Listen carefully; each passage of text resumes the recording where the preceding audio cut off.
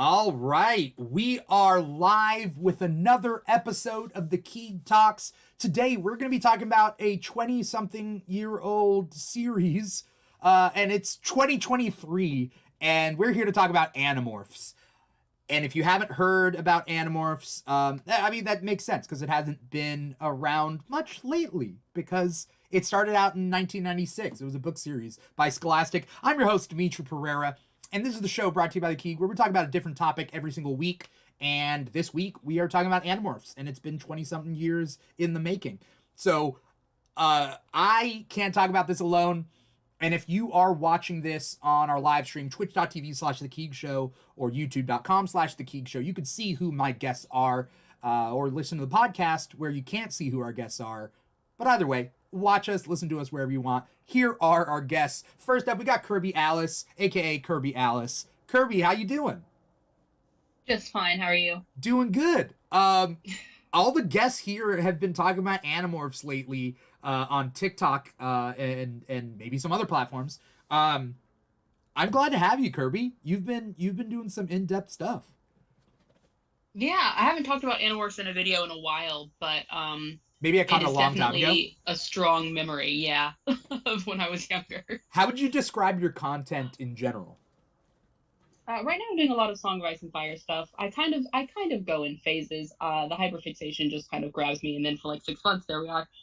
So that's what I've been doing currently. I try and branch out when I have other thoughts, but sometimes you just get stuck in a rut, and I'm like, I'm gonna make this kind of content until I'm sick of it, and hopefully that's when other people are also sick of it. But that's where I am right now. So you never know. I don't have an organization, sorry. It's all right. I'm the same way with the hyperfixation thing, except I build my hyperfixation in a weird way where I'm like, everybody says like a mile wide, an inch deep, but I'm like, I'm already a mile wide. I'm building more. And so it's like, so I'll come back to it and, try to do that. Other people spend a lot of time on one thing and then hop over and just like leave it behind. That's like my dad. That's my dad does that, and he'll never get to it again. It's like, okay, cool. Everybody has a different thing. I think we all have a hyperfixation thing. I think everybody on this show. But I'm glad to have you, Kirby. Thank you. I'm glad to be here. We also got Lucky Leftie. Leftie, how's it going? It's going pretty good. Rock solid, I'd say. Yeah. I last time I saw you, or at least had you on the show, it was on the Keeg Chats, which is our Instagram live chat show. Things going well since then? Lots of big changes, lots of big moves, lots of different places, but I'd say things are going well. Right now I'm falling into a nice little rhythm, so hopefully it stays that way. That's good. It's been a while, so I would hope things, the changes have been better. Yes, hopefully. Yeah. One would hope. What? Sorry? Oh, one would hope, right? Yeah. I hope for your sake. We also got Pat himself, Diamond Quality blank, because you're Diamond Quality everything. Yeah, a little bit. Diamond Quality cosplay, Diamond Quality photography, because I started doing that. And on TikTok, Diamond Quality clips. All right. Luckily, if you're watching the live stream, you can see everybody's social media and their displays. I haven't made up all here. So if you're watching the live stream, you can see where to follow Kirby, Leftie, and Pat. Today's episode, we're going to talk about Animorphs. And Animorphs was a Scholastic book series that came out in 1996. And depending how old any of us are, or depending how old any of the listeners are, they might have found out about Animorphs in different ways. The book series, I think, was 1996 to 2001, which is like prime elementary school for me. That's how old I am. And so Animorphs was a big thing to me. Like, was it... How'd you guys get into it? How'd you guys find out about it?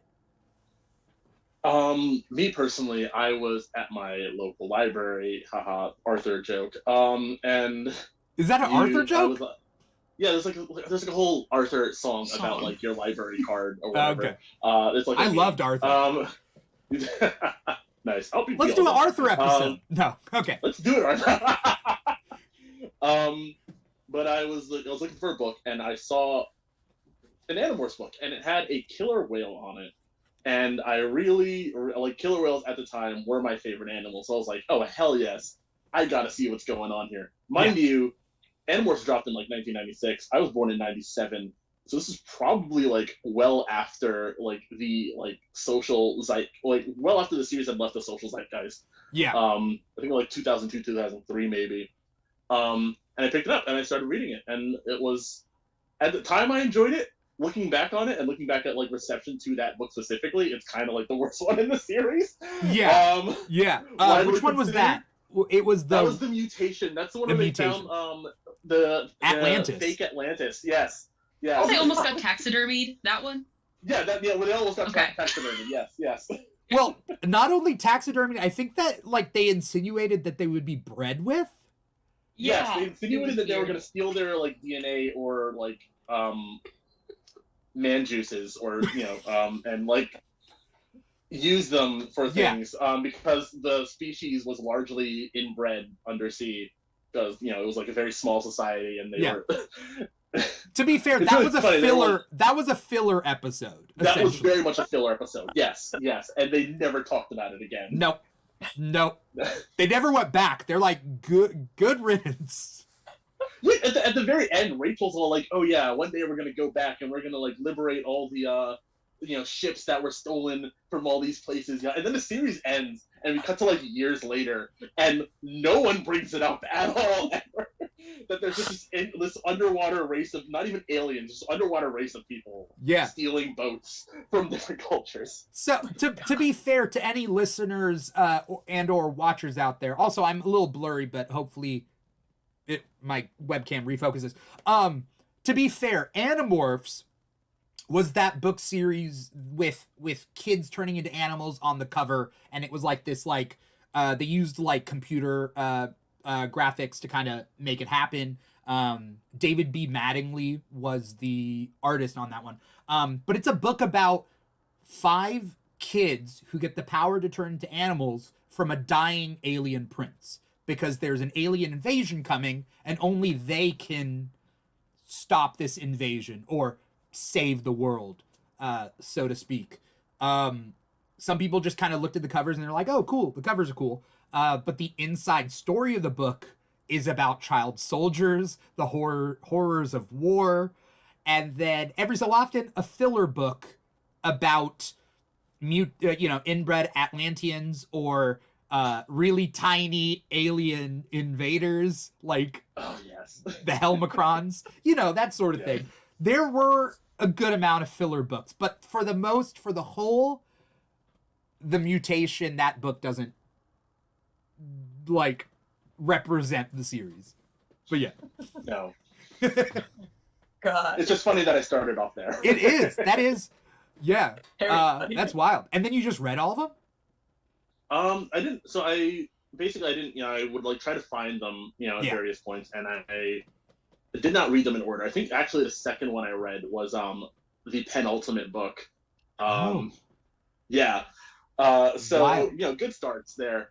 I would find them at school sometimes, and I'll just read them wherever I could. So I never got to like read all of them in order until last year. Last year was I think at some point I'd seen K.A. Applegate say that like, oh hey, here's like someone pirated the books basically, and like had like a big like a zip file with all of them, and K.A. Applegate was like, go ahead, take it, go read it. I was like, okay. So I found it, opened it up, and spent an entire summer reading the books like for the first time from beginning to end. That's crazy, but crazy good. Yeah, crazy good. Crazy good. All right. Kirby, Leftie, either of you want to?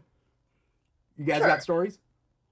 Yeah, I have many. I think, first of all, it's something about the quality of Animorphs as a series. If somebody's first book is Atlantis and they decide theory, they keep going. Oh gosh. For me personally, I was on a school field trip to a certain library, and I was bored to tears, and I was browsing through, and I pulled it out because I loved animals. Animals were my life as a small child and still are now. And I saw the cover, And my little sick freak mind was like, this is the greatest thing I've ever seen. I am so fascinated by this. I must know what contents reside within it. And it wasn't the first book either. It was the book where Tobias has that talk with the Ellimist, and the Ellimist gives him back his ability to morph, but doesn't turn him back into a human. He just gives him his morphing ability back because the Ellimist is a cruel, cruel god. But I remember being like really like intrigued by like that whole concept of like like the horror aspect of that, like a human mind trapped in an animal body, and like this, like I want my humanity back, but also I need to keep this form in order to save humanity. I found that a very interesting struggle, and very similar case for me. I was browsing libraries. I read them also out of order and didn't read them in order until I think 2021.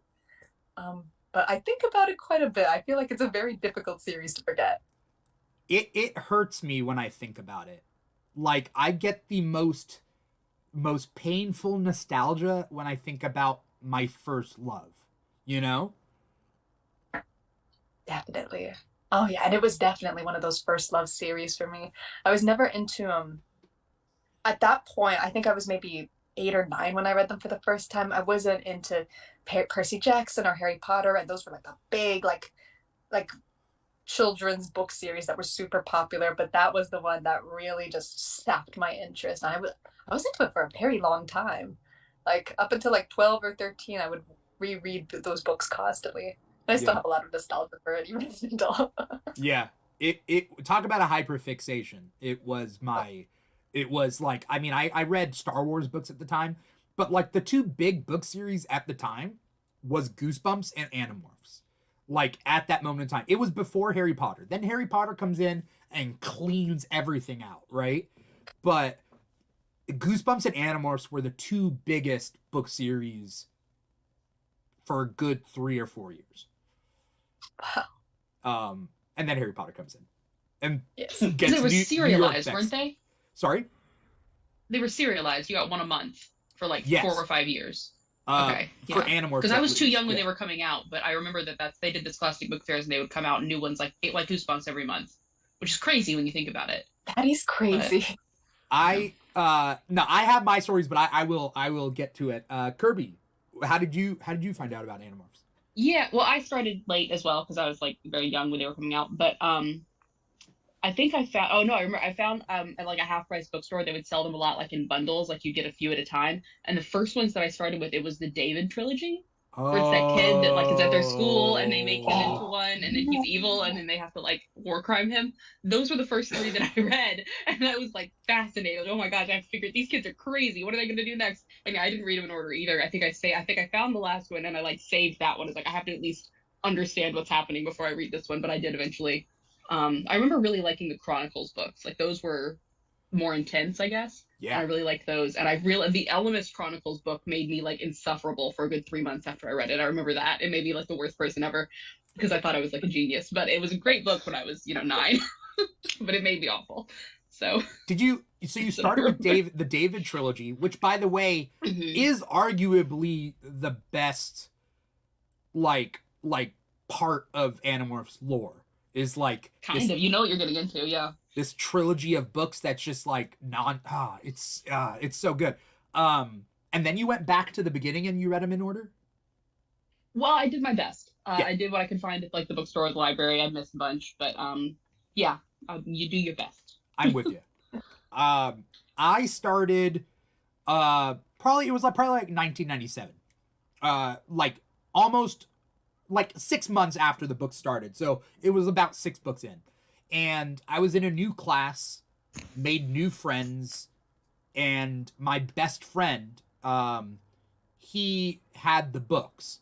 And growing up, I didn't have enough money to like buy a book every month, like especially that.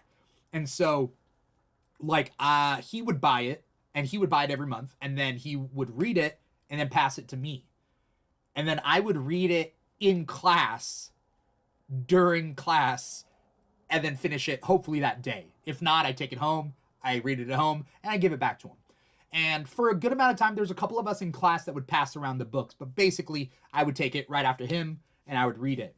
I started off with book 2, so I wasn't crazy off. I started off with book 2, and then I think I did 1, and then 3, and then 4 was Cassie, the messenger. That one, this one girl in class had my friend's book, and like she just took a long time to read it, and I'm like, give me book 4. What are you doing?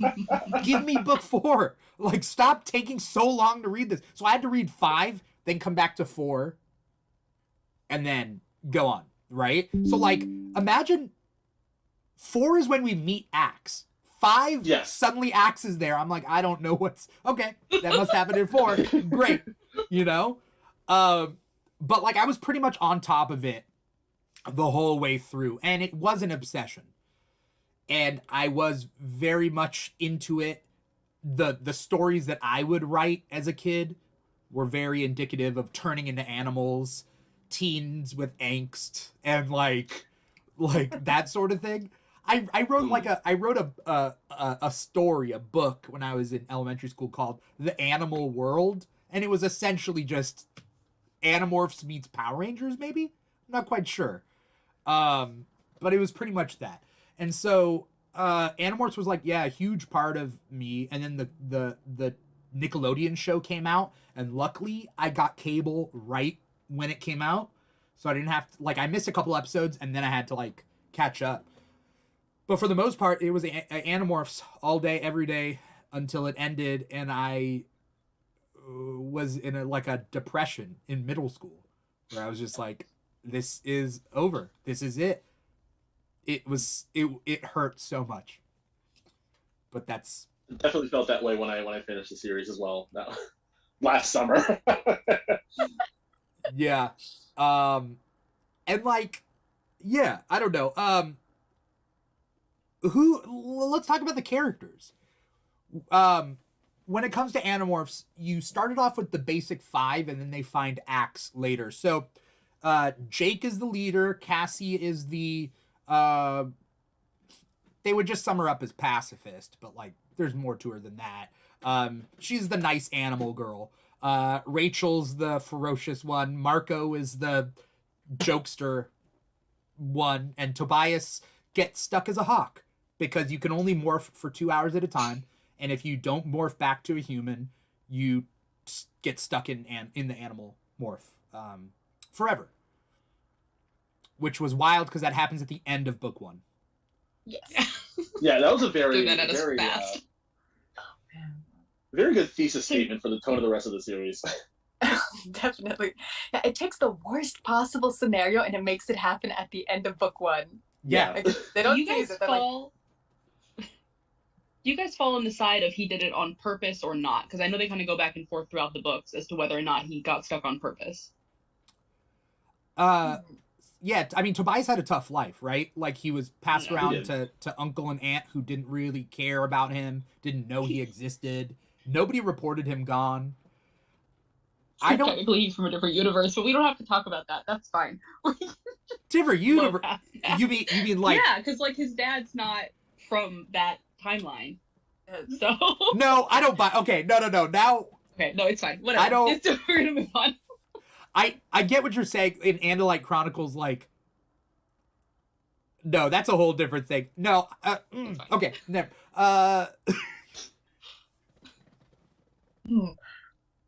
For me, at least, I think...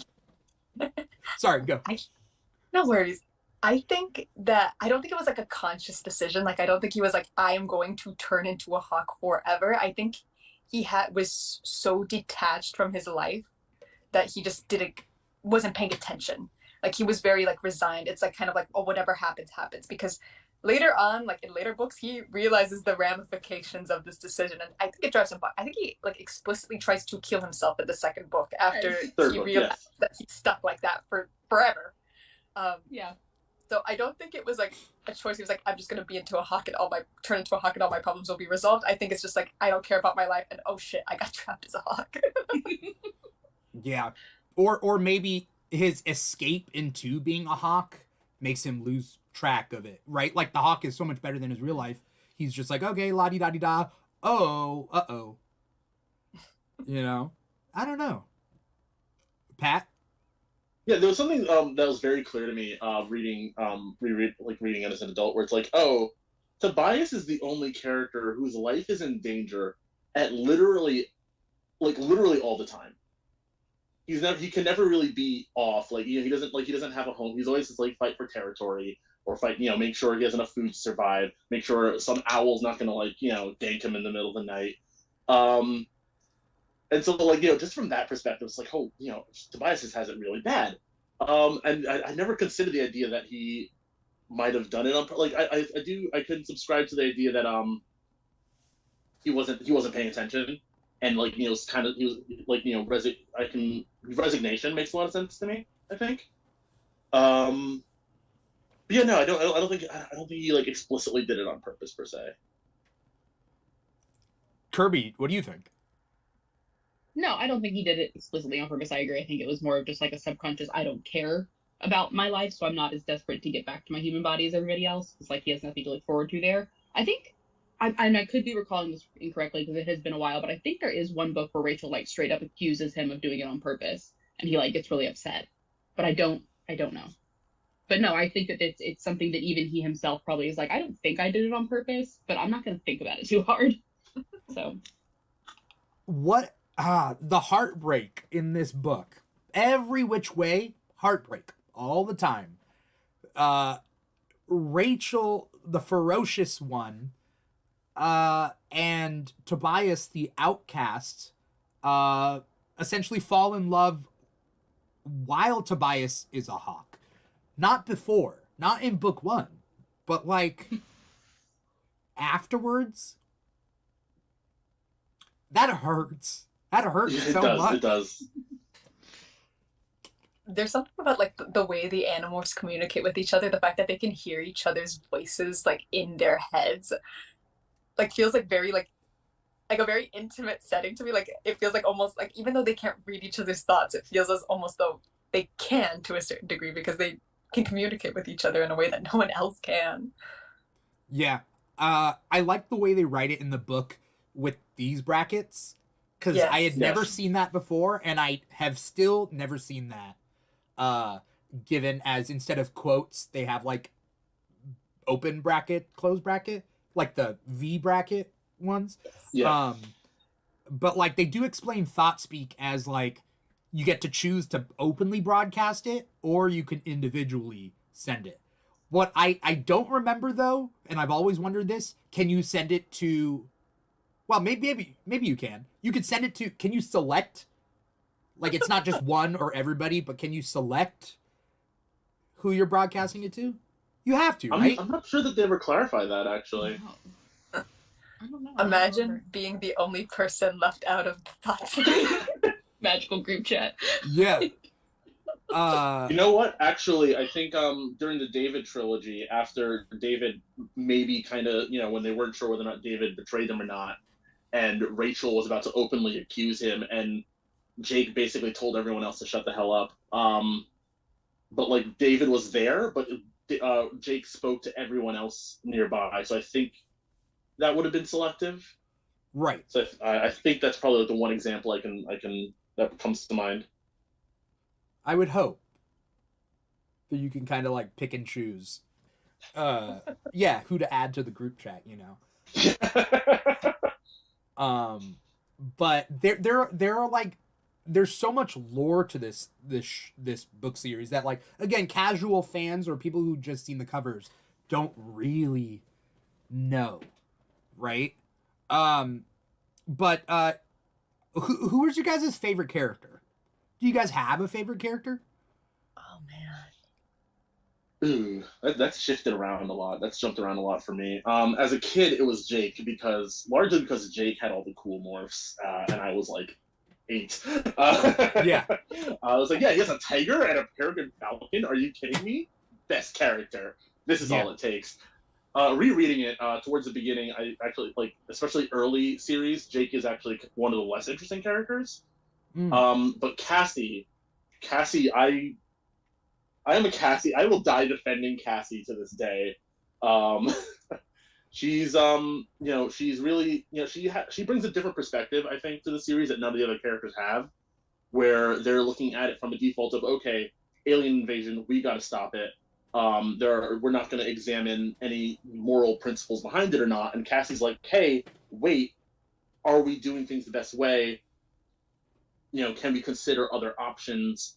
Are we by default in the superior moral position? And I think I think that's why Cassie gets the most flack, because like she kind of challenges the alien invasion premise of the series in a way that the other characters don't. But I think it's like one of those instances where her being the most interesting to me is what makes her annoying. The fact that she has like a different opinion from the other characters kind of sets her apart in that regard. And also just for the fact that like Cassie was like soft black girl representation in the 90s, where like that didn't exist. Like every like black female character was like sassy or like really sassy, rude, yada yada, all these other stereotypes, and Cassie could be the soft character, and also the love interest was really progressive for its time. Oh, for sure. There's a lot of rules that the Animorphs create for themselves that kind of put them at a disadvantage, but it's because they're trying to be better. Such as the rule that you don't absorb the morphs of like sentient species without their consent. Yes. I mean, that has to have been a Cassie thing. I can't remember specifically. I remember Cassie bringing it up specifically the first time they turned into dolphins, because it was like, hey, these things are like very intelligent. It's a little weird. We're essentially creating a dolphin and then controlling it. So yeah, I do believe Cassie is the first one to bring it up.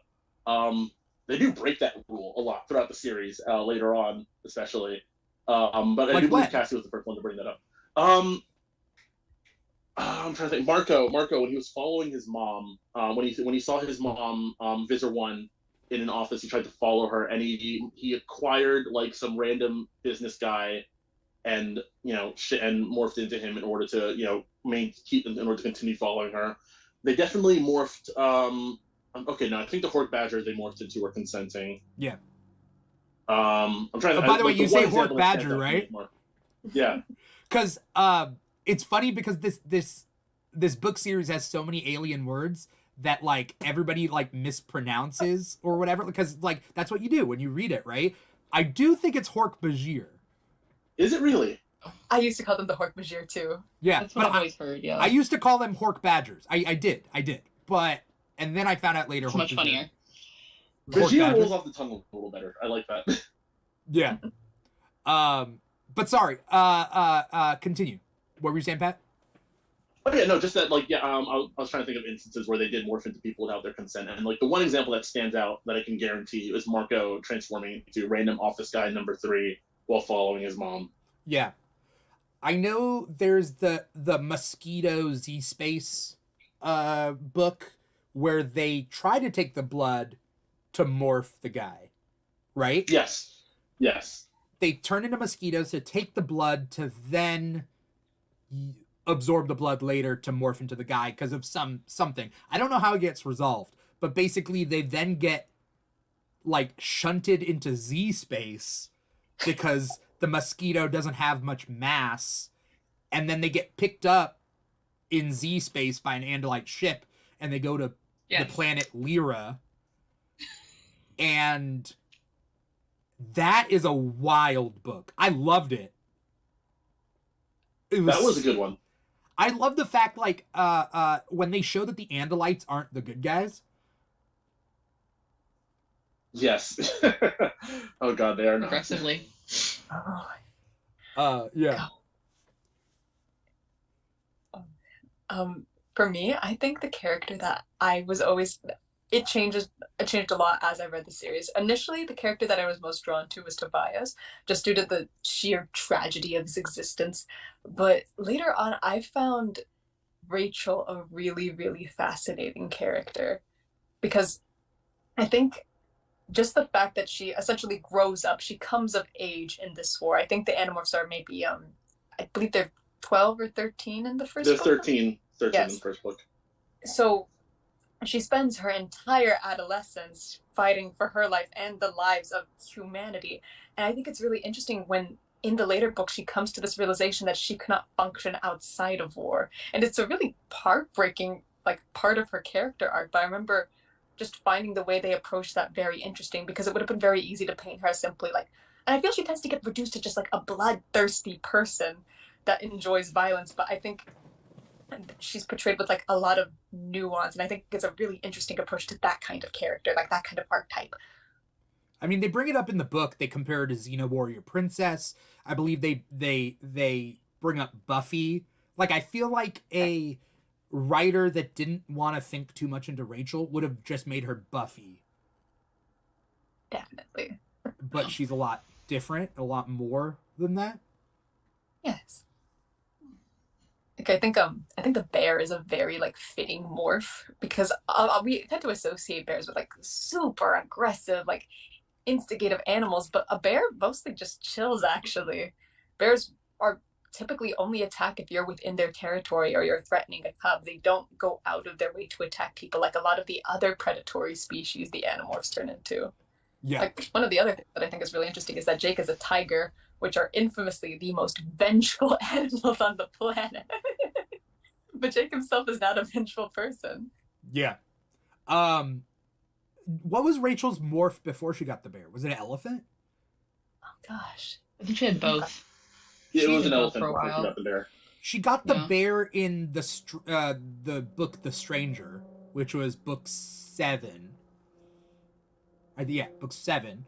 That was the first book, Animorphs book I owned. And I have nice. I have all the books now. When my ex and I were together for our first Christmas, she got me all the books. And I was like, oh, that's crazy. So I do have it now because of her. But, yeah, The Stranger was the first time I think she gets the bear morph, because she goes to the circus. But I think before that, it might have just been an elephant. It was definitely an elephant before that. I think Yeah. when they all went to like the zoo and all got big ones at the same time, right? Yeah. Or close to Yeah. all of them. Before they storm the pool in the first book. Yeah. Yes. A lot happens in the first book. A lot. So much. A lot. By the way, I don't know if you guys have read them, but the graphic novels are like, they're hard. I got the hardcover. There's paperback versions, but they release one a year. And the art's really good. This is just I've the front. definitely been meaning to get around to getting one. I bought them. I haven't read the second and third, mostly because now I'm just kind of like getting them to get them. But I think it's amazing. Like, I don't know. Oh, that's gorgeous. That is really good. The death of Elfangor. Like, and he's crying? Oh. Okay. Anyway. It's yeah. It's definitely worth it. There's also audiobooks online of the whole series. A lot of people have gotten back into it through that. Sorry, Kirby, were you saying who your favorite character was?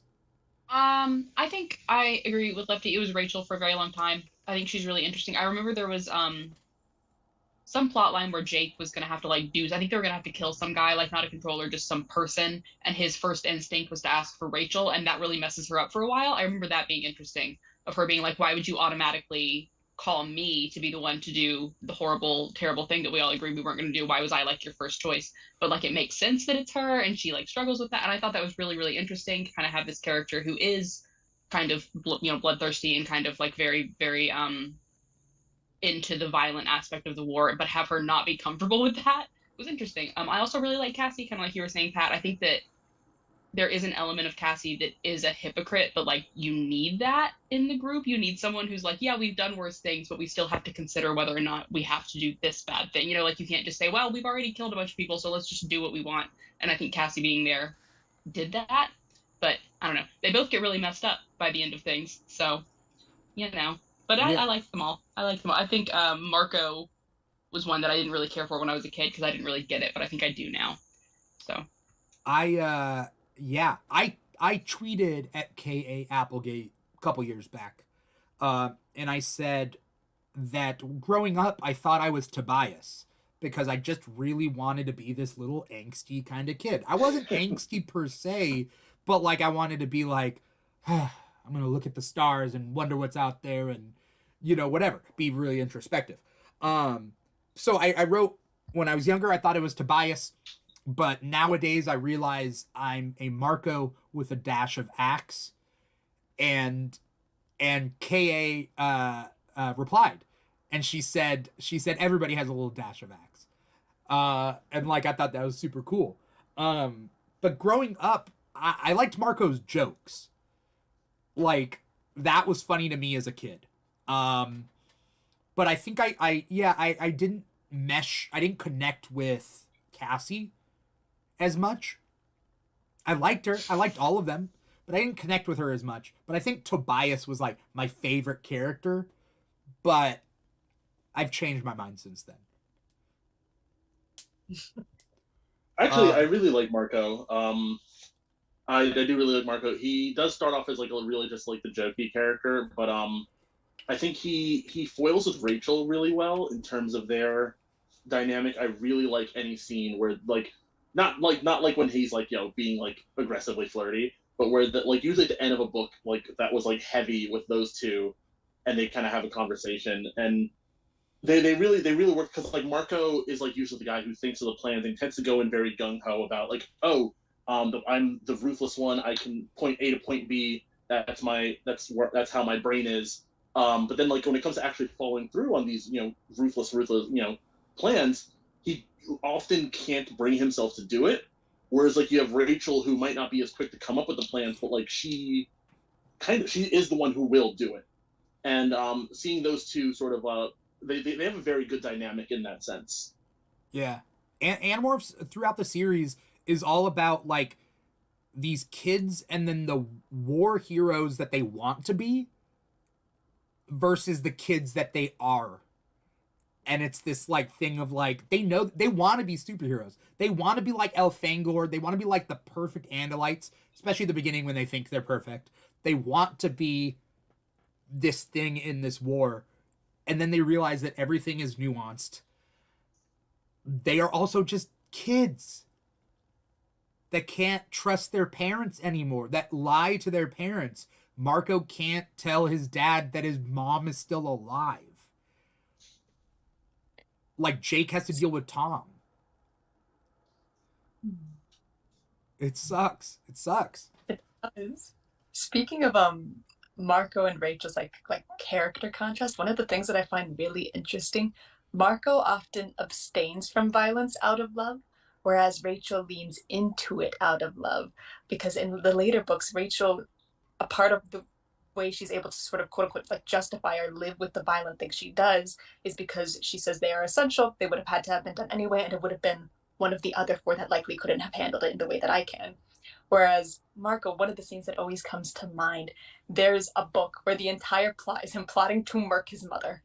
He orchestrates an entire plan to murder his mother.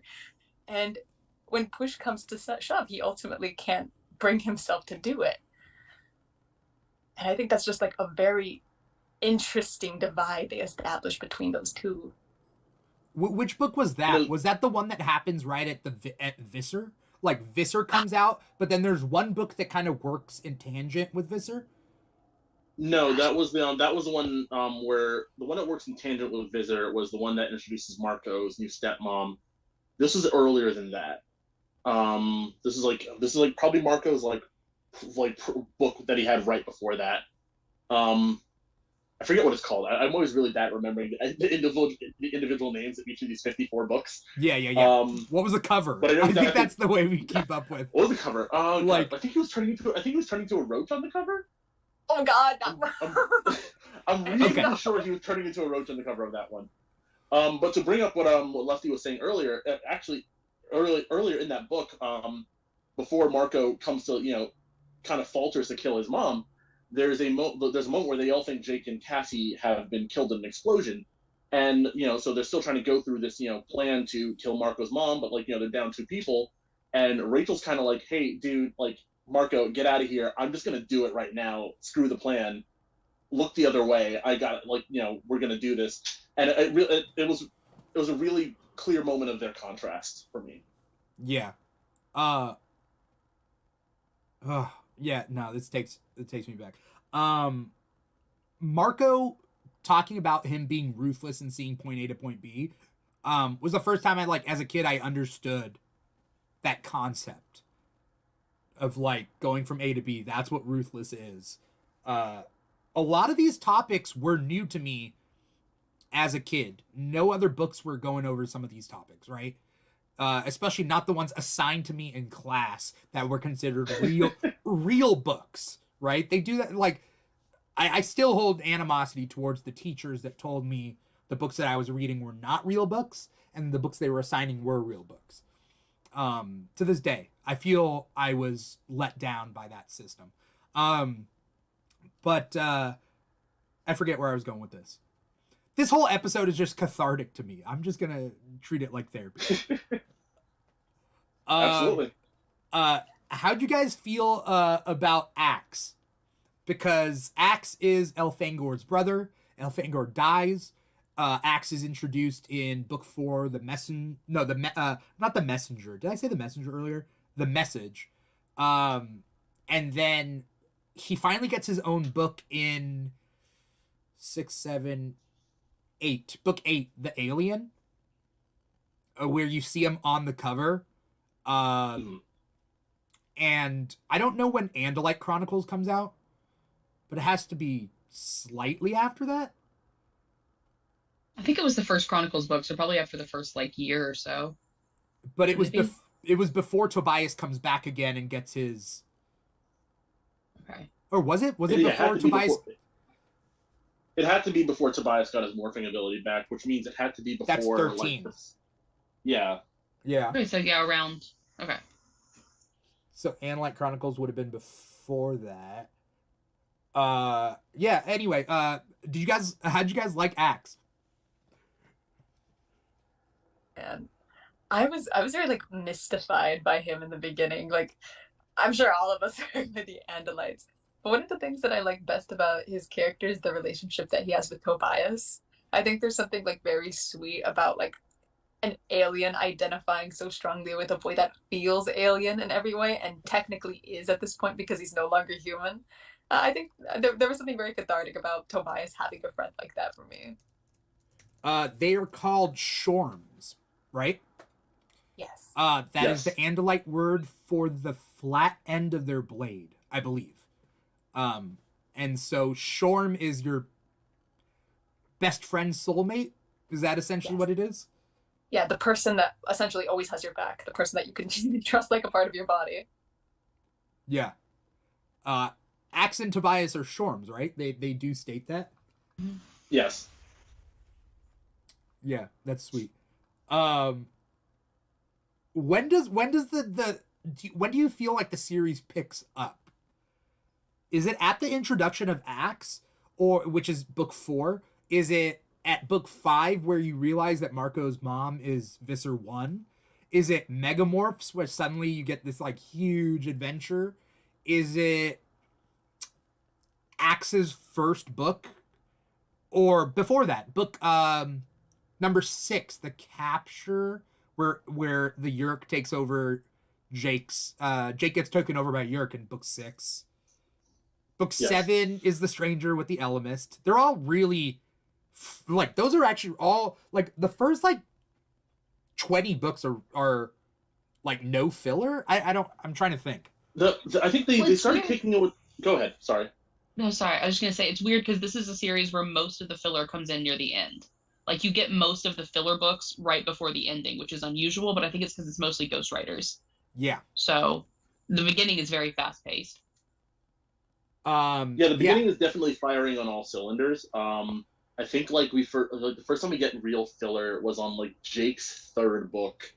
It's one with the Jaguar on the cover where they do the Sario Rip, the time travel thing, the first time. I was my favorite book until like later, but like And then we get Rachel, and then right after that we get Rachel getting sick and like morphing at random times. The crocodile. Especially, the crocodile one. Yeah. Oh, great.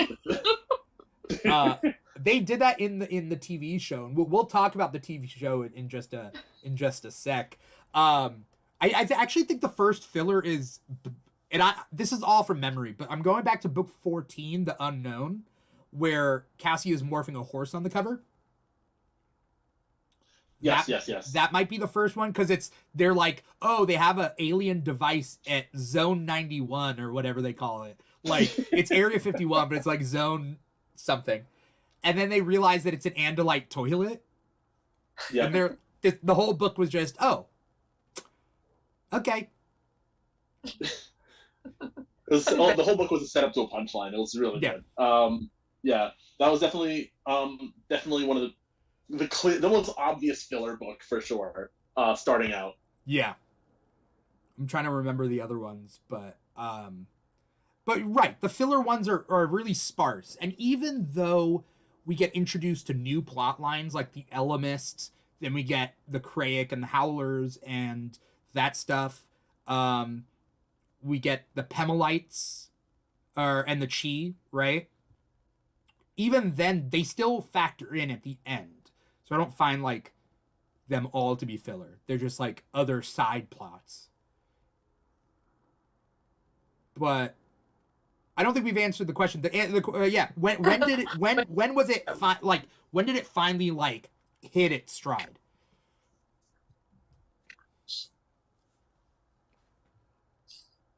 I think it's a difficult question to ask because each book is so fast paced and it is like back to back new developments. For me, like, honestly, the moment where everything got real was like that moment in the first book when the worst case scenario was realized, one of them gets stuck. But if not that, I'd say that the thing that really kept people going, even though this comes slightly later, is the David trilogy, because it also answers another one of like those big what if questions. What if somebody that wasn't those five had those powers? How would the average person handle it? And I think that was a very, very compelling plot line. Yeah. Let's talk about the David trilogy. That was like book 9, was it 19, 20, 21? Around there, I think so. Might have been 2021, 23, because I think 19 was the departure with Cassie and the Butterfly, which is my favorite book in the series. Oh, that one's a crazy one. Keep talking. I'll be right back. For sure. Go on. Are we popping off about the departure? Okay. We are popping off about the departure. There's so much to pop off about. Yeah, it's like, so it's not the first time they brought up the idea that, like, hey, potentially not all Yeerks are evil. But it's like the first time they really got into exploring it. And I remember something like really stood out to me was like, I always forget the Yeerk she was talking to, the Yeerk's name. But she's like, hey, we are a naturally parasitic species. You are a naturally predatory species. One of these things is not inherently more moral than the other. You subjugate and kill other beings on your that you perceive as lesser to survive all the time. We are just doing what we need to do biologically. We're all not necessarily evil. Also, hey, the only people with any real agency in the Yeerk Empire are the leaders. The rest of us don't really get a say in this. It was just a really good, like I said, Cassie as a character very much challenges the perceived premise of the series of, hey, we got to fight off this alien invasion. And this was the book that I think went hardest on that. Oh, definitely. I think one of the other things I really enjoyed about the departures, I feel like the other books didn't really touch on how sad the Yeerk's existence really is. It's utterly helpless species that cannot experience like any sensory pleasure without without taking over a host. They can't do a single thing for themselves, and yet they are sentient. They have all the luxuries of sentience but can't do anything with it. The Yeerks, their existence is it's sensory deprivation hell, pretty much. Their entire existence, and they just get to be sentient for it. They're just they can communicate with each other. For no reason. Right? They can communicate with each other. In their own pools. Yes. Which I would assume they can't, I don't know, can they climb out of a pool on land into another pool? They can, but they're not very fast. Oh, always and then imagine, there's predators. yeah, Probably. like leech like. You know like how kind a leech kind of like slithers. I always kind of like picture them moving like that. Yeah. Yeah. Um. The lore is really cool because like at the same time I was reading Star Wars books. Um. This was before the prequels came out, and like that was fun. But then when they're expanding like the alien lore in Animorphs, it was super interesting to me. Going over the Yerks, going over how they reproduce, going over like, and they would hint at certain things, and then like they would expand on it in like the Chronicles, and it'd be like, Absolutely. it was. I feel like maybe my age because I was so young at the time, I didn't fully appreciate the franchise as a whole and like the world building. I loved it, but I didn't really like. I don't know. If I was a couple years older, maybe it would have been different. Definitely. You guys feel One of sorry the, for the Yerks? Is that what Leftie was talking about? we were talking about the departure and how the departure is like the first book to draw attention to like, wow, what a tragic existence this alien species actually lives. Because before then they've kind of been like sort of like one-dimensional, like evil invaders that are, parasites like cannibalizing Earth for themselves. And the departure sort of shows like kind of what the world looks like from their perspective. It doesn't make what they do right, but it makes it a bit more understandable. They're very much prisoners of their own biology, essentially. It was a beautiful cover. I'm looking at it right It now. was. Oh, and I think what hung it me also up- just. Sorry, go ahead. No, go ahead. I was gonna say it also, showed how much Cassie was willing to, what she was willing to do to commit to her ideals, to commit to the idea that there are peaceable solutions to this. Where it's like this of the Yerk is like, hey, I live in existence as a blind, deaf, helpless worm, and you're asking me to go back to that, but like, would you do the same thing, rather than, take up residence in someone else's brain? And Cassie is like, sure. And then the Yerk's like, okay, do it. And Cassie did it. She turned into a caterpillar and trapped herself that way.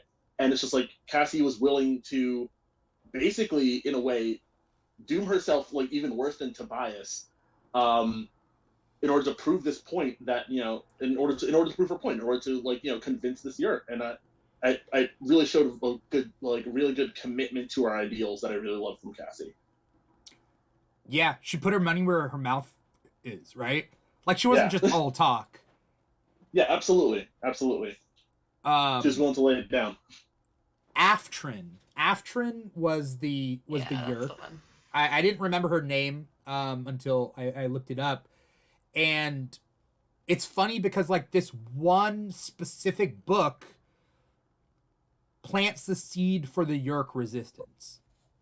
Yes. Which comes back later in later books. All these, again, you would think this is just a filler book, but it's not. Like it builds up towards more things. Were there like what were the other mind-blowing formative books in this series? Like that question. really hit like just that right stuff for you guys. I can't remember the book exactly, so this is more like a revelation than a specific book. But I remember earlier in the series, I believe the Animorphs were under the impression like the Hork-Bajir were like an extremely like violent, like inherently dangerous species before discovering that they were actually like herbivores. Like very like peaceful, like simple-minded animals that didn't have any sort of like violent predisposition but were used as weapons of wars. I remember that being a very impactful moment for me as a child when I read that. Yeah. That's the book where he gets again essentially the reward of absorbing his own DNA to turn to human for 2 hours at a time. Like that's the reward, right? Because the Elemist is playing 5-dimensional chess, and part of it with the Elemist plan is that the Hork-Bajirs get a free colony, that there's a Hork-Bajir resistance, that there's hope there. because these little things, all the little things that happen in this series, add up to the Yeerks' defeat. Even the auxiliary Animorphs, which we can get to later, if unless you guys want to get to it now. Oh, there's so much to say about the auxiliary. There's so much to say about the auxiliary Animorphs. Oh my god. The auxiliary Animorphs were so. You're just gonna have to say it. I don't know how. Were they specifically in a hospital? They were in a children's hospital. Yes, Yeah. I believe they were terminally ill, like every single one of them. I don't think they were all terminally ill. I think they were all disabled. They all had a different disability. Okay. Yes. Yeah, they're all Some of disabled. them got better when they morphed, and some didn't. I remember that. Yes. right. Yeah. But the ones who got better still had to be in the hospital. Yeah, they Yeah, like they still fake have to it. fake it, yeah. Yeah, I don't remember what book that was, but it was towards the end, but because the basic premise of the book is that the Animorphs they finally have an Escalif device, and which is the cube right there. There it is. And they finally have that, and they're like, okay, we can grant other kids the power to morph. We don't want to do it like David, because David had already happened, and it turned out badly. But we need people that we know that the Yeerks would not want. And essentially, the Yeerks would not want anyone with disabilities. Basically, yeah. So, recruiting disabled child soldiers to their cause was the optimal choice. I forget how they did it, but They basically went up and asked them. Yeah. Yeah, I think they just told him, like, hey, by the way. By the way, we can't guarantee that this will cure you, but it might. So if you want, take a shot, but you have to fight for us in exchange. And I think the really tragic thing about this, I don't remember the exact number of auxiliary Animorphs. I'm just gonna say 15 for the sake of it. That feels right. There were over a dozen, but I think of those that took the deal, only 3 were actually got what was promised to them. That only 3 were actually able to heal from whatever it is they were struggling with. yeah. Well, and then I think did all of them die, or did most of them die? they all died. I want to Okay. say they died. They all died. I thought so. God. I think Oh, yeah. I'm reading up on it. Because this is after... So, things Animorphs spins their wheels for a little bit with filler episodes or filler books up until their identities are exposed. Yes. And that's when I'm as a kid, I'm like... That's when it goes off, yeah. I was like, there's no going back? What is this gearing up towards? I was floored. But then it's because they're all living in the colony and that they decide, let's ramp this up. Let's get these Animorphs. But yes, in the final battle, they assist Sam Doubleday. I don't remember Sam Doubleday. He was a general that Jake had convinced to. He was a U.S. military general that Jake had convinced to help battle the Yeerk invasion, and he basically used the U.S. military and also the auxiliary Animorphs as a diversion to get inside of the ship. Oop, that's my lighting. That was in the book The Ultimate. But basically, Axe was against it just by the sake of saying that they're disabled. They shouldn't be a part of this anyway. Axe was super fucking ableist. Yeah. Yeah, he's kind of the worst in a lot of ways, actually. Oh man, He I think, gets better, right? He progresses. No, he doesn't. He doesn't. No? Really? Not really. No, he does not. It's That kinda- whole kinda plotline where Please they let all the Yeerks starve in the heads of everyone in town, and all the kids were like, "Oh, great, a victory! People are gonna know about the Yeerks." And then Axe is like, "Actually, they're all gonna die. I just didn't tell you that Yes. because I didn't think that you would do it if you knew that all these innocent people were gonna die. So, psych! That was a big plot line for a while. Do you not remember that? Wait, Yeah, what? I remember that. That was When very was early. it? Yeah. After they destroyed early. the tower with the Kandrona rays that were feeding the Yeerks, a lot of Yeerks started starving, and the kids were like, "Yay! People are gonna start." and they never considered. Well, Axe considered it, but they never considered that the surviving Yeerks would just like take out whoever got free. They would just silence them. Why wouldn't they reinfest them? They didn't have the Kandrona, so they couldn't feed the Yeerks if they put them in people's heads there. So I'm assuming they just cleaned up. When was this? I don't know how people didn't. You'd think people would notice if people just dropped dead all at once, but we're not going to think about that. This was right after. This is the book after the Elemis was introduced. Hang on. God, I think the thing that's like most uncomfortable about the auxiliary Animorphs is that it attempts to deliver an anti-ableist message, but it does it, I think, in the most ableist manner possible. Yeah. The thing that comes to mind, so the way the Animorphs perceive the auxiliary Animorphs is in reality really no better than the way the Yeerks perceive them. The Yeerks perceive their bodies as having no value because they are disabled, but the Animorphs, even though some of them don't explicitly acknowledge this, say that they're essentially just good for cannon fodder.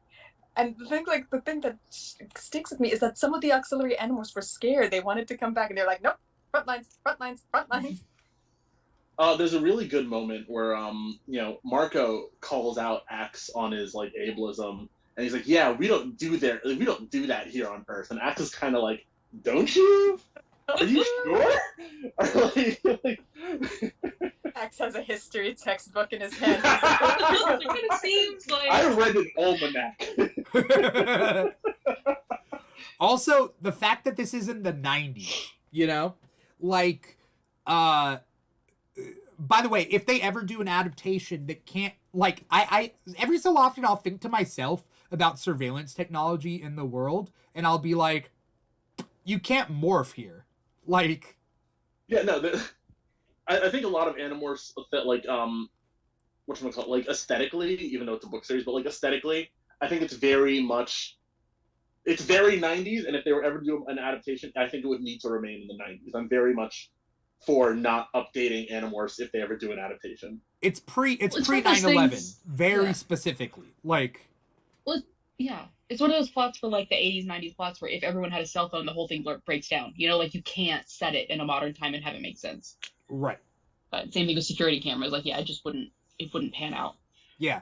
I mean, the only way it could work is they just always have a technology on them that just destroys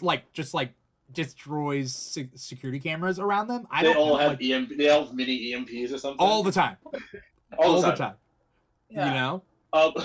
There's a moment in towards the late series where they're trying to figure out how to rally whether or not they should publicize the Yeerks, and Tobias is like, I don't know how we're gonna do that.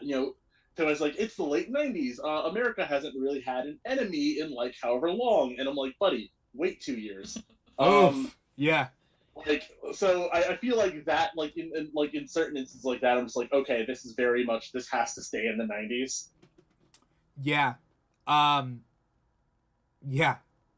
I'm Wasn't there one where they snuck on an airplane? That would not work. There is one where they as flies though, right? Yeah. But they still have to change in and out in the bathrooms and stuff, and that's I don't know, I feel like somebody would notice. Cassie ends up being accidentally transported to Australia on an airplane at one point. Rachel steals a private jet and crashes it into a building, and it's just when was that? When was that Rachel private jet? That was the one where Rachel was in charge, and she was trying to rescue Cassie because Cassie was about to be stuck as a polar bear. Yeah. And it's kind of funny. I did a book report on that book specifically as a child, and I didn't I had to in the book report. It's illustrate your favorite scene, and so child Patrick, not having any real cultural context, kind of illustrated the scene where Rachel crashes a plane into a building, and it's oh dude, I'm looking back, I'm just what did that teacher think of me? Animorphs got me into fan fiction, by the way. That's a side note. I just wanted to... I was writing my own Animorphs book. I was trying to write a Jake-centric book where I in my imagination, he turns to a tiger on the cover. This is before the issue where he turns into a tiger on the cover. And I... but I didn't get very far because the kids in my class were like, "You're just copying the book." Like they didn't understand fan fiction because there wasn't really a thing back then. They were just like, "You're just copying. This is copyright laws." And I'm like, "Shut up." She's gonna show up in your classroom, like get you. The principal shows up. He's like, we need to take him to the office. Scholastic is calling. Hey, Applegate herself is just like in the room. What are you doing? How dare you? Mailbox for a cease and desist. K.A. Applegate gets so upset with me that she's like, you can never read Animorphs again. She just goes full Anne Rice. Yeah. But anyway, so sorry, what were we talking about? Oh, things that are specifically 90s? Like the fact that Animorphs takes place in the 90s, like it's pre 9/11, they're sneaking on planes. They go on the chat. They go on the like AOL Instant Messenger. Yes, this and they try to find entire AOL episode book. Yes. Yeah, they try to find like, is there a human resistance? Do people know out there? But they're all just traps, right? It was trapped, and then there were certain people who were legitimate, but they were getting like silenced real quickly. Because it was like a conspiracy thing, right? Yeah. So like, I remember there was like specifically one kid who was like, "Hey," who like found his way into a message where he's like, "Hey, I think my parent might be a Yerk," and like Cassie, like and like I think Cassie went out to that kid specifically to try and like, you know, tell him to shut the hell up. Yeah. But yeah. So it was like some were traps or somewhere because like it was being run by Visser 3's brother, twin brother, yes, who had been estranged from the Yerk Empire and was getting by without Cadrona rays by finding other controllers and splitting their skulls open and eating the Yerks inside. I forgot that's how he did it. How do you find out that works? How do you figure out that works? Right. It's not intuitive at all. That's not something that just. Oh my god. Like, half of talking about Animorphs with other people that loved Animorphs is you just reminding each other of various horrific elements. And then Cassie specifically wanted to take him out, and then Jake was like, "Actually, no, let him cook." And let him keep doing it. Let him keep going. God, a win is a win. A win is a win. Oh man, I feel like. Oh man, I'm reading up on that book about like, it's all the same one. It's the AOL thing. It's they get onto the plane with houseflies. They go to Joe Bob Fenister is his name, the second richest man in the country. And so the backstory on this character is that like it's Visser 3's twin brother that Visser 3 like banishes, right? He exiles him to a lowly telephone operator, into the head of a telephone operator and a lowly, sorry. And then he uses his Yerk technology to build up, like a corporate empire for the internet, I guess. And then he ends up being super rich. Oh my goodness. Yeah, and then, you know, becomes a Yerk serial killer, basically. Yeah, basically. I'm still haunted by like the process of him figuring that out.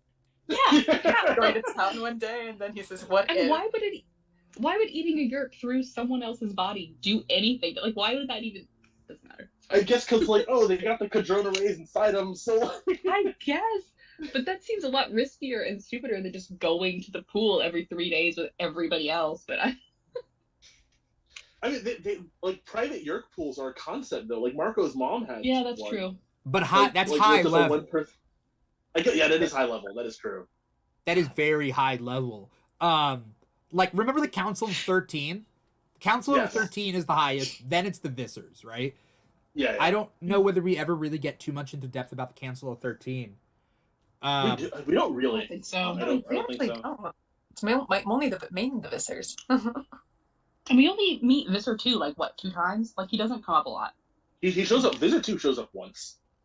Yeah. In the book where Axe nearly nukes their hometown. Is that the China? Is that the China book? Yeah, the one where they try to like they try to like launch a nuclear missile at China to like trigger a war between the United States and China in order to make Earth easier to invade or something. And Axe steals a nuclear jet and is like, "Hey, if you don't stop doing your plan, I will bomb this whole town." Yeah. To oblivion. Who's the Visser in the Megamorphs Time Matrix book? The one where they hop through time, right? That is the one I did not read. That has to do with a read that Visser. It's like Visser 4 or 5 or something. And then in the end, they're hopping through time and they keep dying. Like, they keep dying one by one. And in the end, they're like, they don't want to kill the Visser, but they go back to like San Francisco hippie time. And I think it's that. And then they stop the parents of the Visser's host from ever meeting. So they erase him from the timeline because he was never born. That doesn't make sense. He just put this leg in someone else. Yeah, I was thinking about. Wait a minute. I think it'd be that the timeline just doesn't happen the way, you know. It's okay. What are the ethics of erasing an entire person from existence? Does like kill Hitler at one point in these books? Yes, he does. Kill Hitler. I remember that. Okay. It was in that book. So they've done it before. Oh yeah, because apparently they were in a timeline where Hitler was just like a truck driver in the German military. And then he kills him anyway. Yeah, he kills him anyway. Just in case. Just in case. Just in case. Is this the book? Is the time travel book the same book that starts off with them being racist against Cassie? It starts off in an alternate timeline. Yes. Where they're in like Poland or something, somewhere. And yes. Wait, is that the book where like it starts off? It starts out that they like, because I read the first chapter and then I was like, actually I want to read the next book because I'm really hooked on these. And it's like I think they're in a world where like slavery is like fine, but like it's not. I don't think it's like race-based slavery. They just have slaves, and like I think Jake was like, "Hey, Cassie's being too nice to her slave. I'm gonna report her to whatever the hell." And it starts off like that without telling you what the hell is going on, right? Yeah. And then the Ellimist comes in and says, "Hey, this is not the right timeline. You have to find the Time Matrix." I think it's the Time Matrix book, right? Yeah. Oh my. Yeah. Didn't Jake have like neo-Nazi tendencies in that book too? Like some use them very. Oh my gosh. In that first chapter of that altered timeline, yeah. Oh my goodness. That's the Time Might Matrix. be a little weird because that's the book where we find out that like I think we find out at the very least that Rachel is Jewish, which like implies that Jake might also be. Well, they're cousins, so they should be Jewish. It depends. People have been talking about that for a while. It depends on who is related to who on, like, as cousins. Yeah. Mm-hmm. And whether they practice or whether they don't. It just depends. No, Jake is Jewish. Rachel might not be. Okay, got it. Yeah. Yeah. The question for you guys, is Marco half white? I think that's implied early on. I think Marco's dad is white. Okay. See, I can't remember specifically what implied that, but I think it's implied early on. I also think it's implied. As a child, though, I just projected a very strong image of Marco being Hispanic onto Marco. Yeah. I'm actually not sure if he is. Marco is half Hispanic. I know that for sure. Or at least half Hispanic, if not full Hispanic. I imagine Marco as the covers until the show came out and Boris Cabrera, the actor for Marco, is all jacked and he looks kind of like Alfonso Ribeiro from Carlton from Fresh Prince, because they're both jacked. Like, and I'm like, oh, I never imagined Marco that way. But then lately I think of Marco as Carlos Valdez from the Flash show. When he played Cisco Ramon, that's what I think of as Marco now. I can see that. Excellent choice. You know? I can see it. But yeah, that was always a thing, and for me, it's like, oh yeah, Marco and everybody. I forget where we were getting at. Megamorphs. Oh yeah, the Megamorphs. So like Megamorphs were kind of like, I don't know, just how would you guys describe Megamorphs? I would describe Megamorphs as like an extremely well written like AU that was just published for the general public to read. Yeah.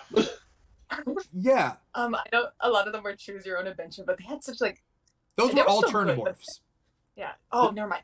Yeah, the Alternamorphs were hilarious. The so Alternamorphs funny. were the choose your own adventure. Megamorphs were kind of like, oh, here's a TV movie of this series that doesn't really factor much into continuity, right? Yes.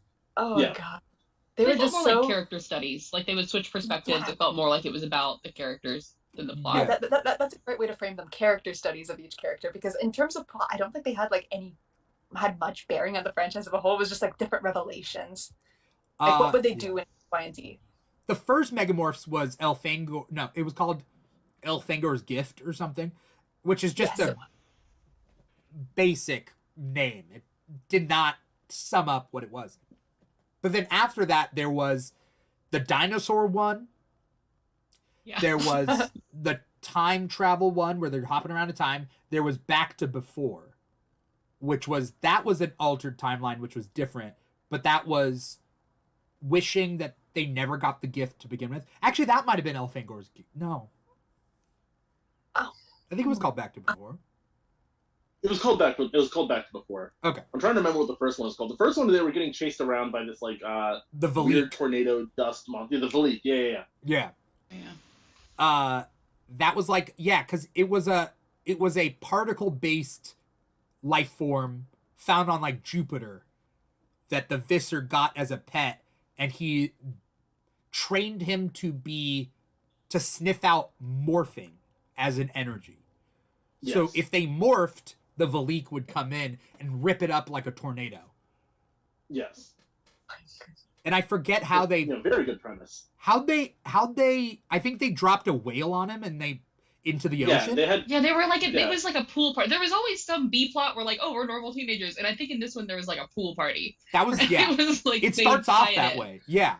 That's where they Every first book starts off like we're just having a normal teenage day. Here's our weird little problem, and then it's like war crimes for 40 pages, and then back to the weird little problem.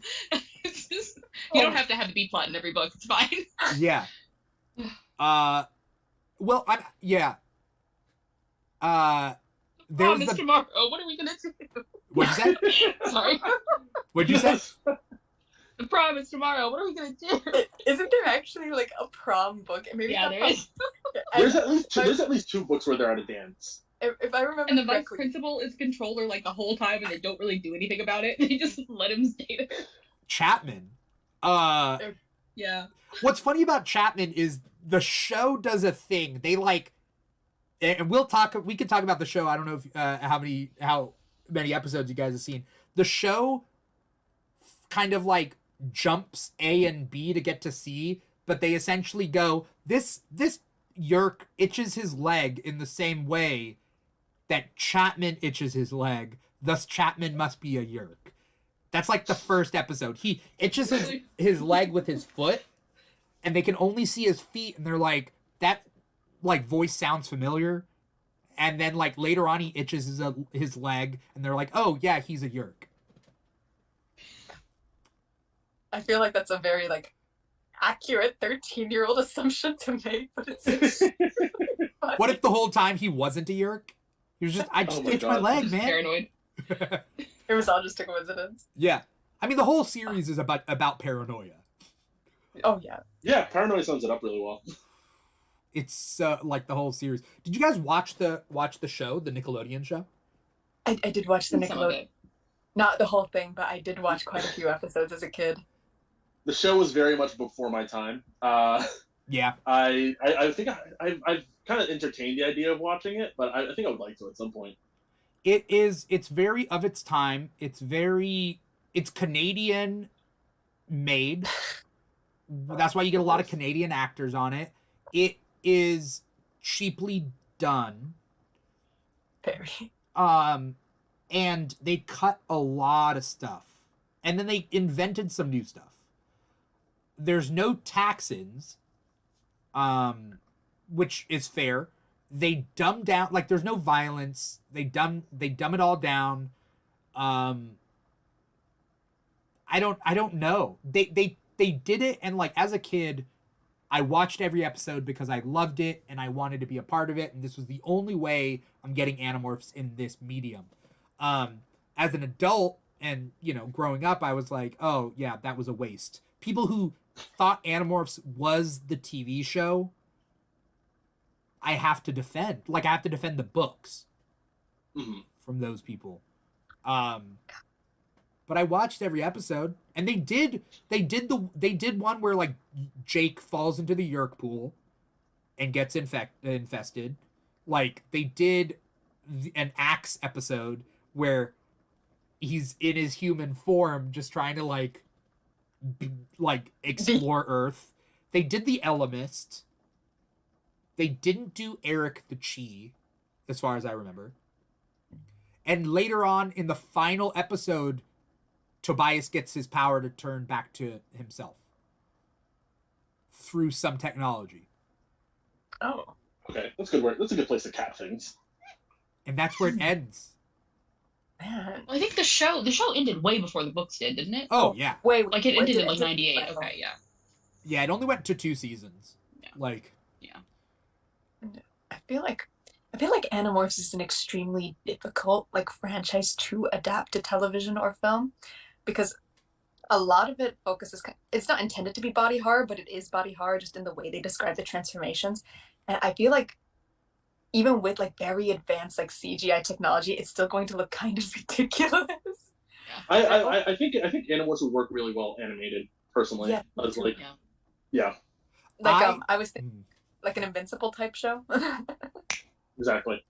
it depends on whether they're willing to accept that Animorphs has violence as a franchise. That's a big part of it too. I think it's like they want to have like the fun superhero antics without the actual like the violence, the threats, the paranoia, all that stuff. Yeah, I think it's not so much that Animorphs would be difficult to make into a TV show. Like, accurately, it would be really hard to market. Yes. Because, like, either they have to age the kids up and make it like a college thing, and then that changes some of the story so they can market it to older people because of the violence, or they have to dumb it down to a certain level because you're not going to let your middle schooler watch this show, you know? Which, we let them read the books, but we're not going to, you know, people are less comfortable with that. So I would which is agree. fair. I would agree until the rise of YA fiction. Like Animorphs is young adult. It did. I don't feel like that word or category existed at the time. It didn't because it wasn't because it was middle grade. What was? Oh. Middle grade was its own thing. Oh. For a very long time. Harry Potter kind of blew that out of the water because they progressively got more advanced, and so the YA category basically came into being in like 2004, 2005-ish, when that was like still going on. But and YA is more of a marketing tactic than it is technically a genre of books. We see that now where a lot of like new adult books are getting meshed into young adult because it's not really its own category of genre. But back when Animorphs was coming out, when they were doing the Scholastic, like the Goosebumps stuff, that was middle grade fiction. That's the category that it was. So like it was designed for kids from about 9 to about 14-ish. So that's why it feels weird, and you don't get a lot because middle grade has kind of gone by the wayside in favor of YA. So you don't get a lot of books marketed towards middle schoolers anymore, but that's what it was. That's why it feels weird. I feel like you could market a new Animorphs movie or series the way Hunger Games is. Like Hunger Games had death, it had violence, it had political You'd still have allegory, to right? age it up a little bit. It would still, because and I know it sounds stupid, but the difference between like a 13-year-old audience for like Animorphs and whatnot, and like a 16-year-old audience for Hunger Games or for like Twilight, it feels weird because it's only 3 years, but like that's a huge developmental gap for kids. So like you'd still have to change it a little bit, but I think you're right. I think that if they could just push the age up a little bit, it would be a lot more acceptable. Kind of like Harry Potter. Like Harry Potter starts off young and then gets darker as the characters get older. Yeah, I think that makes sense. I think when it comes to marketing the show, like in terms of like the violence they experience, because it doesn't get it's always dark, but like the really explicit things don't happen until later on in the series when they're a bit older, but they're still surrounded by a lot of violence at the start. I think that would be very controversial, especially if you cast age accurate, which I feel would be important to the series, like as a whole, because a huge aspect of the message is the impact of war on children. So yeah, I think that would be, I think it's possible, but getting people to jump on it would be extremely difficult. It would just be one big, you gotta trust me. You gotta trust me. Come on, I promise it'll be good. They've talked about adapting it for a while. Like a movie, they announced like there would be a movie in 2015, but then Kay Applegate and Michael Grant, her husband, like detached themselves from the project at a certain point, which and then I don't know, there's rumors all over the place about what's gonna happen, but I don't know. Pat, what were you gonna say? I was saying I do agree with Lucky in regards to like the children's age being really important to the storytelling of the series. I do think one thing you could really look to, well, it depends on like who you're marketing. Are you marketing it to kids nowadays, or are you marketing it to the adults that used to watch Animorphs or used to read Animorphs? I think that's a very big part in how you would play it. And I think if you're marketing it to the adults who watch who watch Animorphs, I think you could still pull off having them as younger kids. And for my example for that, I look to the popularity of Stranger Things, which started out with a very young cast in an explicitly horror setting. Yeah. I think right now is the time. I think so, like, too, with the rise of kind of like, would you classify the Animorphs as superheroes? But right now, the edgy superhero genre, like the subversions of the superhero genre, are really, really popular, which shows like Invincible and The Boys. I think that even though Animorphs doesn't quite have some of the messaging those shows does, I think it could still very much fit into that genre as like a strong anti-war show. Yeah. Me personally, I would only like, I would want live action, but I would because I think you could do it now. Like you could do 5-episode seasons of Animorphs and just like really just give it your all. If it's on HBO, if it's whatever, like I don't know. But animated would be cool for like an Andalite Chronicles, Hork-Bajir Chronicles, Elemist, maybe parts of Visser. I don't know. One funny little anecdote that I did read about in regards to the TV show and its production was, how hard it was to do the aliens, because, there are some pretty radically designed aliens. But I did hear that prior to, when Kay Applegate was originally writing the books, they were more like Star Trek rubber nose type aliens, rubber nose, rubber ears type vibes, where it's just like, it's basically a person with prosthetics. And then someone at Scholastic was like, hey, can you be a little bit more creative with the alien designs? And so then Kay Applegate was like, okay, this is like a 7-foot tall lizard dude with like spikes coming out of him. This is a giant centipede. And this is a blue centaur with a bladed tail and eye stalks and no mouth, which then came around to bite them in the ass when they made the TV show. And like, it was so difficult to put these aliens in live action scenes. Yeah. I only noticed as an adult how much of a Star Trek fan Kay Applegate would have been, because the Andorians, which are Star Trek, it's a Star Trek race, they're called Andorians, look like the face of an Andalite, except they have mouths. But they have eye stalks, they're blue skinned, they do have hair. But like, if you look up an Andorian, you can tell like Andalites are kind of based off Andorians. Oh. Well, there are like whole plots that are just lifted directly from Star Trek episodes in these books. So like you remember the one where Rachel like turns into a starfish and gets split in half? Oh, and like there's an evil Rachel and a good Rachel. Yeah. That's a Star Trek episode. That's The Enemy Within. That's like straight up just a Star Trek episode. Yeah. So like, I think she's definitely very inspired. I mean, sci-fi tropes have always been around, but Star Trek took like a different sci-fi trope and made them into episodes, and then changed science fiction forever through serialized storytelling with science fiction tropes. I mean, the Helmicrons, like just being a thing, it's the weirdest thing. The ant that learns to morph. Oh, You man. remember that one? That was that was so much. Go ahead.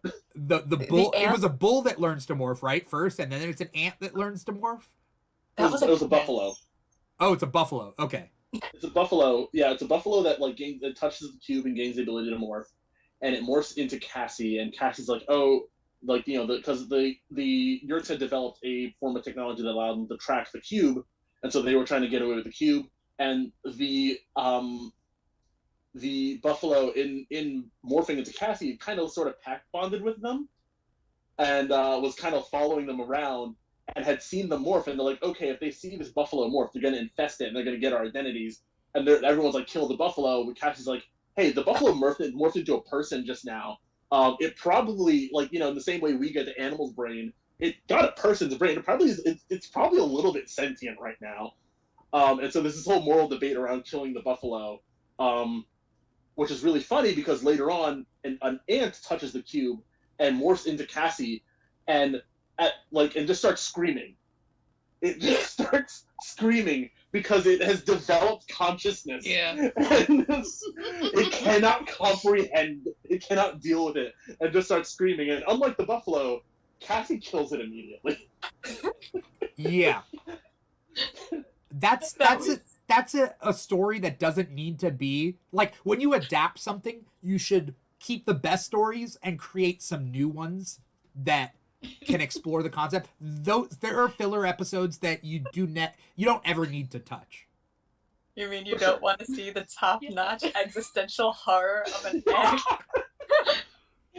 No. Human level consciousness. No. Go to see Cassie stomp her aunt self to death. Why not?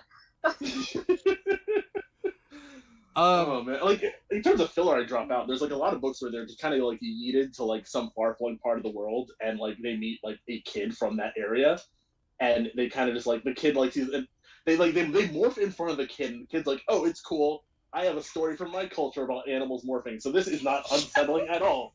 There's like at least like 2 to 3 books with that plot, and I think we could cut down at least 2 of them. Yeah. Yeah. Do you guys see it as a movie or as a series? A series. A series, Yeah. Definitely a series. Not a series It'd of be hard movies? to do as a movie. I think Yeah, just with 54 books, I think it would be so difficult to compress them into like a trilogy or maybe even 4 or 5 movies, just because the amount of content you have to pack in, a lot is going to have to be cut out. Even if you make them like 2.5 hours, even if you go Avatar with it, 3-hour movies, I still don't think you can effectively capture the certain developments that occur. If you were to split the whole Animorphs timeline into 5 movies, is that enough? I feel like 3 is not enough because 1 movie has to be the David trilogy. Yes. And if you do Well, a then you have to if decide you if you want to do Chronicles. oh, Like, if you want to do backstory or not. I would say no. That's Let's hard. just say it's Chronicles aside. Megamorphs could be a thing, but Chronicles aside. And you'd have to mix and match. We would need Stories, to create the ACU, the Animorphs Cinematic Universe. No! And then we would be able to effectively produce the Chronicles and the Megamorphs. You start with Korkmajar Chronicles, and the main series is a TV show. Everything else is movies. Look, I think that's the main problem with adapting as movies is that as much as there's like the high volume of books definitely makes it seem like okay, we can like put all this in a movie, but the thing is, why there's a high volume of books, they're all very short, and so you'd have to like do like 5 books in a movie, and I don't think like as a movie the story could really flow very well from book to book to justify it as a movie, or it wouldn't be a movie so much, it would be like it's like a collection of short films. yeah, that's fair. I mean, you could also completely rewrite the structure of the series to make a 5-movie series. Yeah. Like Is that working? first book is the first Yeah. 5 kids. Second book, they introduce Axe and then throw in whatever they have to deal with. Third movie, David. Fourth movie, something else. And then the 5th movie, the final stuff. Oh, no. I think it's possible. I think the big debate would be what to keep and what to axe. No pun intended, obviously. Yeah. Because there's no space for the Elemist anywhere in a 5-movie. Mm-mm. In a 5-movie He just series. shows up in the first one, and then we don't talk about him again for a long time. You can. We just yeah. don't- By the way, post-credit God scene is of the here first somewhere. one. We don't know what's going on with him. He's around. He's just... Pat, did you say post-credit scene for the Elemist? Yeah. The Elvis is the post-credit scene of the first movie. It's Samuel L. Jackson? Yes, it is Samuel L. Jackson. I think we've got something great here, guys. Let's Yeah. pitch it.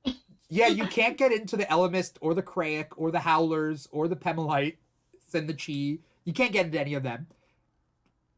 You'd have to reorder a lot of things in order to like have like arcs, really, and not just like random adventure, the movie. Right. Because that's kind of the thing. Everything builds upon itself. That's what we've been talking about this whole time, right? Like, they expanded so much and did so many different storylines that then hopefully came together in the end. The ones that mattered. The Helmacrons never come back. I mean, there's 2 books of the Helmacrons and then that's it. But, like, they don't join the final fight. Like, they're just their own thing. Oh yeah, no, they never come back. They have like 2 books and then they never come back after that, if I recall. Yeah. But no, I agree with you guys. I'm trying to brainstorm here. I'm trying, we do the work so that I guess Sony has the rights to it. Sony can, We don't. you know, We do the work that Sony doesn't have to. yeah. But no, I think a series would work. Yeah. To really explore the characters and the concepts, because it's more than just an action movie, right? Of course. I feel like animated episodes, 45 minutes a piece. I think that's more than 30 to 45 minutes. I feel like that's more than enough time to summarize book to book. Yeah. We do 8 to 10 episode seasons, 5 seasons. Yeah. Yeah. I think that works out perfectly. I mean, and I would want them to create new episodes. Like, if you're gonna do something like that, like, with what we know today, create new episodes of this series that takes place in the past. Yeah, definitely. Because there are certain filler episodes that can be swapped out. We don't need the end like toilet one. We don't need the intellect toilet one. Probably not. No. We can have the Atlanteans as a side feature. They just pop up. They're a jump scare. It's in the background of some scenes, unsettlingly. There. They morph into whales and go, Jesus Christ, and immediately That's just like the opening, like the cold open before the opening credits. They're like, Yeah. hey, we're whales. What's down there? Inbred Atlanteans? Never mind. Let's go to the real plot of the episode. Goodbye. I loved Animorphs so much, and like I continue to love it, and it just hurts. Like, I mean, the only thing I guess to look forward to for me is like these graphic novels, right? But like in 2023, what's the impact of Animorphs? Without imagining what could happen, what's the impact of Animorphs? Either on you individually or just like society as a whole? I don't know.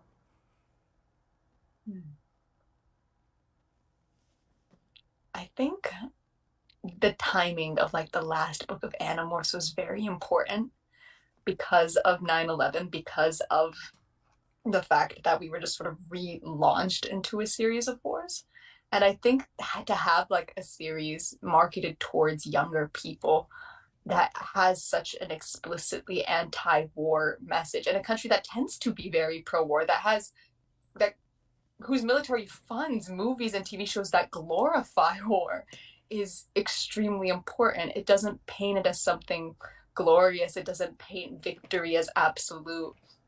It's just a tragedy for everybody involved in it. And I think that's a very impactful and important message to have, and for children to have access to. I definitely agree with that. It's why it bothers me so much. When I talk about Animorphs on TikTok, and I feel like people are kind of refuse to engage with a lot of people refuse to engage with the idea of the kids not being morally perfect, even though that's like one of like the main linchpin of the series is examining the morality of these kids doing what they're doing and like, whether or not they can stay good people. And a lot of people are just willing to write it off as like, oh no, the Yeerks are bad. It's fine that Jake, flushed a billion of them out into space.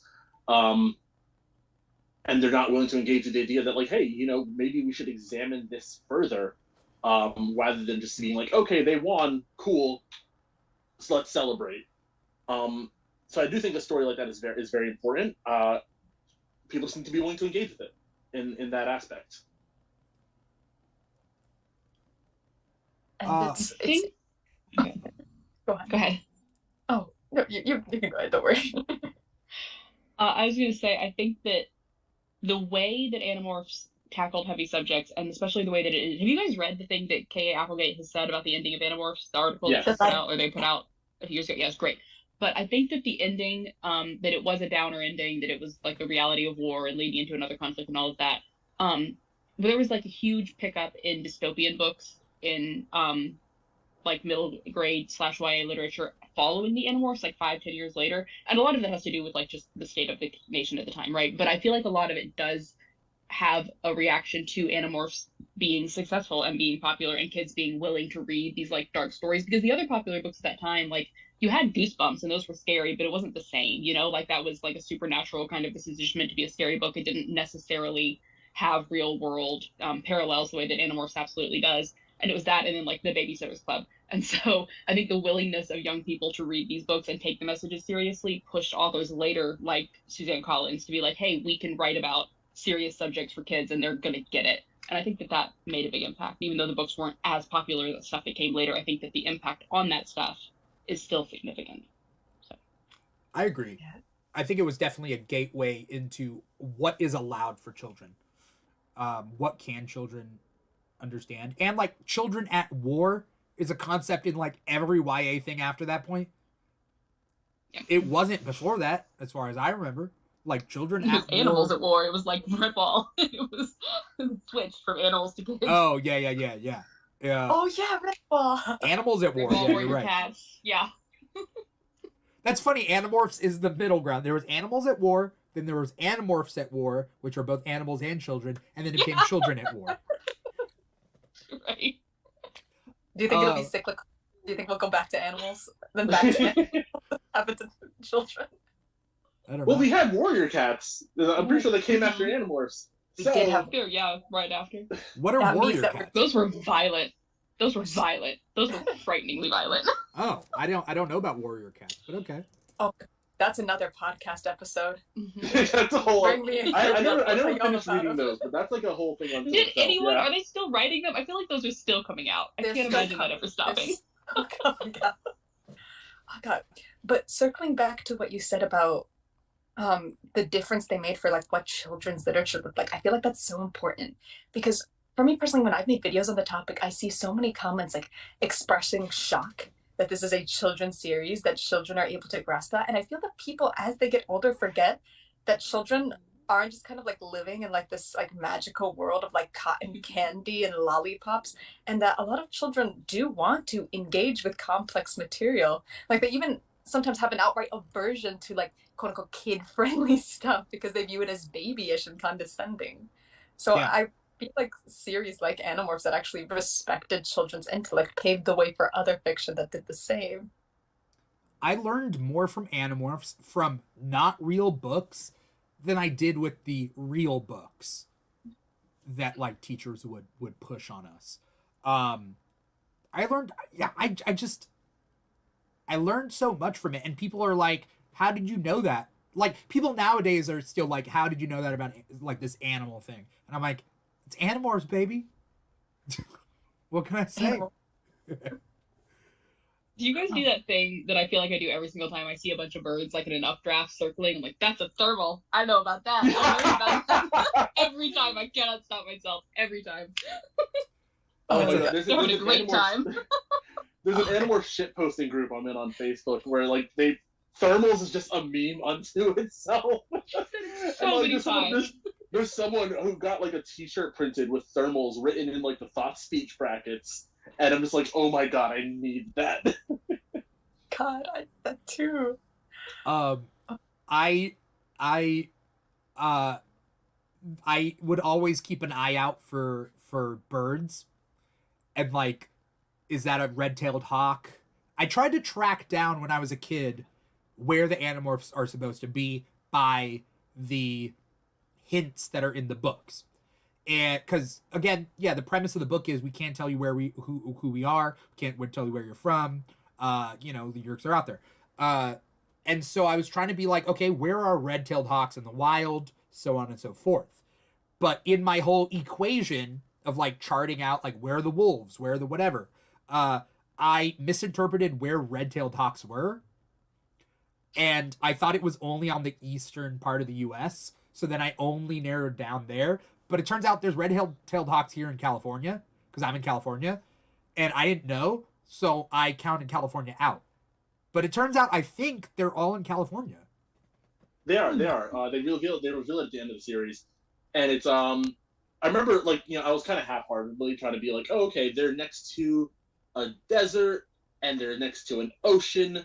I don't know why I didn't put together California earlier when I realized that they had easy access to both a desert and an ocean. That should have clicked in way earlier, but it didn't. Yeah. In regards to them trying to keep their location secret, a lot of people have pointed out that they talk about a lot of town events. At one point they're like, oh yeah, there's like a massive political meeting like nearby us, and it's like, oh, so I'm not sure if you could Google that very easily in the 1990s, but I'm sure you could figure it out. If let's say you're in the hypothetical world where this is happening and Animorphs are telling you this, and it's like, oh yeah, there was like a major meeting of political leaders near us, and it's like, okay, the UN, right? Yeah, I think it was the UN. Yeah. Well, what always knocked me out about the whole our location is secret thing is they say several times that the Yeerk pool in their town is the only one there. It's the only one in the country, and they talk about it being in their town all the time. Not in the country. It's the only one in the country. Yeah, it's the only one. And so, what's the point of them being like, we can't tell you where we are? By the way, we're in the only town in the country with the Yeerk pool, so don't tell the Yeerks that. Wait, what? How is it the only one in the country? There's no Yeerks in other states? It's the only one, within 3 days of travel. It's the only one they can get to. So, the other Yeerks, the ones that are going to die because they shut off the Kandrona ray, they can't go anywhere because there's nowhere close enough with a pool. Oh. Yeah, for most of the series, everything's pretty local. Nothing, the Yeerks are pretty concentrated in California and that area. They're not really spread out throughout the United States or even the world to any real extent per se, which is why when they get yeeted to Antarctica or Australia in that one book, they're super comfortable morphing in front of random strangers. Yeah. I do want to point out, I don't know if you guys know this, there are 2 streets named Chapman near me in nearby cities, and there's a Visser florist in a nearby city. Interesting. And I always was like, very fun. Was K. Applegate around here? I don't isn't that weird? Because I grew up in the suburbs of Orange County, and I'm close enough to a bunch of different things. The gardens are supposed to be the San Diego Zoo, the LA Zoo. I don't know. I remember thinking that the gardens were a real place because I remember in my childhood knowing that there was a place that was sort of like a amusement park / zoo / aquarium. Busch Garden. Yeah, something like that, right? Yeah, I don't remember what it was called, but so I remember thinking, oh yeah, the gardens, that's a normal place. And I was trying to isolate as a child. I would isolate the Animorphs locations by figuring out where Busch Gardens was. But they do also very explicitly say the name of their local amusement park, which is very funny now that I'm thinking about that. What do they call it? What is it? It's called the Gardens. They capitalize it, so I'm assuming that's its actual name. So I'm that's anyone could triangulate their location very easily if in universe if they were given that information. Yeah. Yeah. You see, the Animorphs couldn't practice internet safety because they didn't have the. Yeah. True. That's okay. Yeah. Now I'm. Well, they met one guy in a chat room, and it turned out he was a cannibal. So there's your internet safety lessons. Foreshadowing for the current state of affairs. I don't know if anyone has any closing thoughts about what Animorphs means to them. But it meant a lot for me when I was younger. And it hurts that it's over, and it also hurts that, like, we only get one more chance if they do an adaptation for them to do it at all. If they do one, it's just one more chance. And I would hope that if they do it, they would do it right. Or they take the concept. Last I heard, there was a rumor that they were going to make it a comedy. Like, who knows? Wait. You know, but I would like a faithful adaptation from the 90s. I think it would be visually different enough that it could be its own thing that, you know, you wouldn't need like everybody loves the 80s, and now we're moving out of 80s aesthetic in media to 90s aesthetic. Bring Animorphs back. Don't make it a parody of the 90s. Make it a political thriller from the 90s. Yes, you know? that. But I absolutely agree with that. It's sad that, like, yeah, just something that, like, I loved so much, so dearly, probably won't get a second life. That's just the way it is, right? The one thing that's really sad about, like, we had the Animorphs, we had the books, and that's cool, but, like, there's no real legacy, it feels, to it. Like, there's no real, hey, there's still people talking about these books even though they were published 20 years ago, in the same way that you have, like, with other fandoms that were, you know, around during the 90s. Like, you know, Goosebumps, I feel like still, like, you know, people still talk about Goosebumps. It's kind of a household name in a way that Animorphs isn't. Animorphs is kind of just like, hey, like, once a year, someone on Twitter mentions something ridiculous that happened in Animorphs, and everyone, like, goes, wait, the books with the funny covers? Are you shitting? Wait, what? What was going on in those books? And then there's, like, a whole Twitter thread about it, and then everyone forgets, and then we repeat ad nauseum once a year. And that's kind of what Animorphs has right now. And, you know, like I said, I hope for an adaptation. I would love for an animated series. You know, like Leftie was saying, 8 to 10 episodes, 20, 35-minute episodes. I think that would be a really good format for it. And one that didn't really pull the punches of the series, and, like, respected children the same way that the series respects the children. Yeah. I do have some hopes in regards to the longevity of Animorphs, because as of late I've witnessed a bit of an Animorphs renaissance on my social media timelines. I don't know if that's just algorithmic coincidence, but I've noticed quite a few people, younger people too, like in their teens, drawing fan art for the series, some very popular book talkers doing deep dives in which they go book by book. So I do think there is still, like, a market that's interested, and I have high hopes that market is able to sustain itself. I'm hoping that with the visual novels that it sparks more people's interest, because it's more easy to grasp, like, a very visually engaging concept like the Animorphs through a visual medium. So we'll see what the future holds. They're Hopefully good great. things. Like, I can't state it enough. Like, look at the Taxons. Oh dear. Oh. Why are they adorable? They look adorable, and they're getting lasered through the face. I don't know how violent it gets. I haven't read this one. But, like... Ooh, but the body horror, they do it right. Like, look at that morph Oh God. of Cassie into this fish. That's good. The in-betweens in that are so funny, because there's a few panels where they're all either morphing or demorphing, and there's just these very funny outlines of their bodies while they're, like, trying to scurry around, like, tiptoe through dark streets.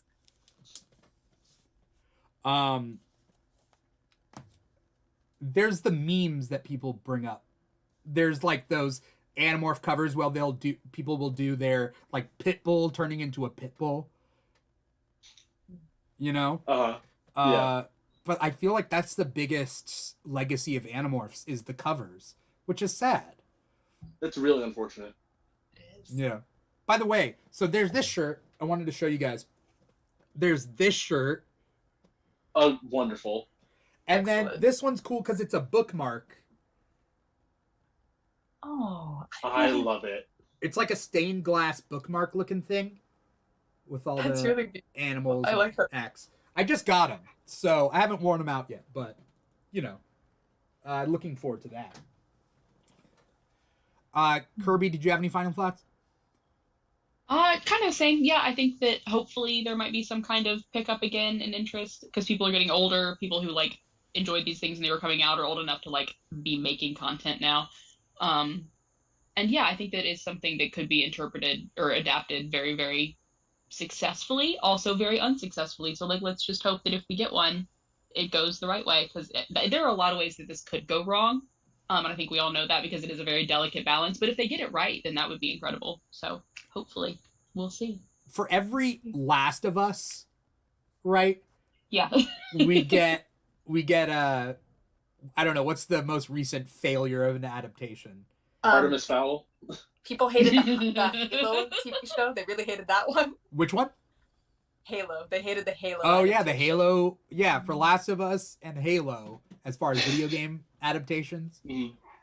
Yeah. Yeah, the Artemis Fowl is a good example though, because that one could have gone. That would. I feel like that's such an easy book to It adapt would have into a been movie. I don't know how it they would have screwed been it so up easy so to bad. adapt it well. Oh my But god. Anyway. You know, we can It's hope. like what if we took everything that made him good and then just got rid of it? Yeah. And also, it's not funny anymore either for some reason. It's just. I never got into Artemis Fowl, so I just heard that the Oh. movie was bad and I never watched it. I'll say that the same way that the Elemist made Kirby insufferable for a while, Artemis Fowl made me fucking insufferable. Everyone insufferable. Everyone who read Artemis Fowl had to be like quarantined together socially. They were obnoxious. You were terrible. Wait, Kirby, did you get all your Elemist thoughts out?